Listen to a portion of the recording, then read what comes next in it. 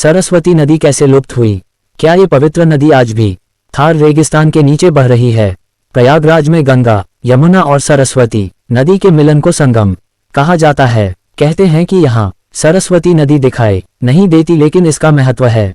जाने कैसे विलुप्त हुई सरस्वती नदी। हिंदू धर्म में नदियाँ प्राचीन काल से ही पूजनीय रही हैं। गंगा, जमुना, नर्मदा के अलावा सरस्वती नदी भी महत्वपूर्ण मानी जाती है। प्रयागराज में भी गंगा, यमुना और सरस्वती का संगम है। मान्यता है कि महाकुंभ में इसी संगम तट पर स्नान करने वालों के जन्मों जन्मांतर के पाप धुल जाते हैं।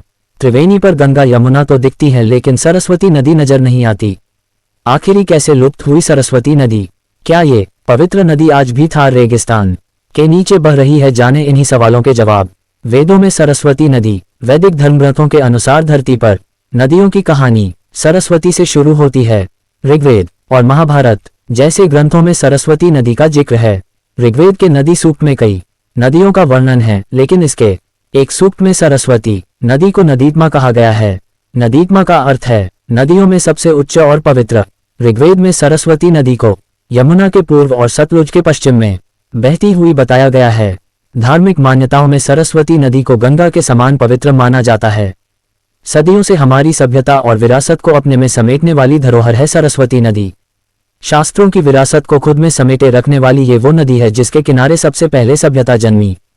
कैसे विलुप्त हुई सरस्वती नदी? सरस्वती नदी का उद्गम स्रोत हिमालय है, लेकिन इसके निशान गुजरात, हरियाणा और पंजाब से लेकर राजस्थान तक मिलते हैं। ये हैरान करने वाली बात है कि इतनी विशालकाय नदी आज कुछ स्थानों पर सिर्फ एक पतली धारा बनकर नजर आती है। सरस्वती नदी विलुप्त होने का कारण भूगर्भीय बदलाव हो सकता है। कुछ लोग आज भी मानते हैं कि सरस्वती नदी धरती के नीचे बहती है। थार के रेगिस्तान में खोज के दौरान मिली नदी को सरस्वती नदी माना जाता है। रामायण में भी सरस्वती नदी का जिक्र।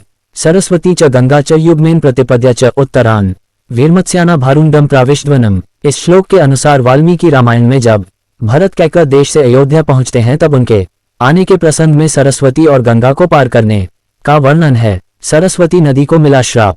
पौराणिक कथाओं के अनुसार कहा जाता है कि महाभारत काल में सरस्वती नदी को दुर्वासा ऋषि से यह श्राप मिला था कि वह कलयुग आने तक वह लुप्त रहेंगी। कल की अवतार के बाद भी उनका धरती पर आगमन होगा।